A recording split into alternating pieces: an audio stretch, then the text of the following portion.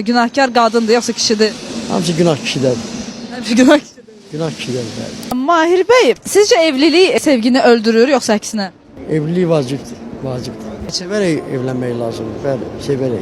Amma evlənəndən sonra fikir verirsiniz bir çox ailələrdə o hər şey rutinə keçir deyə. Hamısı işsizlikten əmələ gəlir hamısı. Evdə nə olur? Dığdıq olur. Arvad deyir ki, get çörək pulu gətir, ailəmizi saxlayır. O da gedir çörək pulu tapa iş tapa bilmir. Gərginlik. Gərginlik olur. Bəli. Misal kişinin marağı qadına qarşı keçibsə və o xəyanət eləyirsə, günahkar qadındır yoxsa kişidir? Hamısı günah kişidir. Həmişə günah kişidir. Günah kişidir. Bəli. Vallahi yaxşı at özünə qamçı vurdurmaz. Məsələ var. Kişidə olur günah, arvadda yox, qadında yox. Buradan o xəyanət eləyən kişilərə nə demək istəyirsiniz? Xəyanət eləməyin qadınlarımıza. Sadiq olan onlara.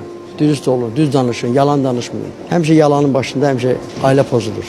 Kişi gərək düz danışır arvada. Amma qadın da biraz, özü də biraz. Neynəməlidir? Qadın neynəməlidir ki, belə şeylər baş verir? Qadın yalan danışmamalıdır, ailəsinə baxmalıdır, yoldaşına.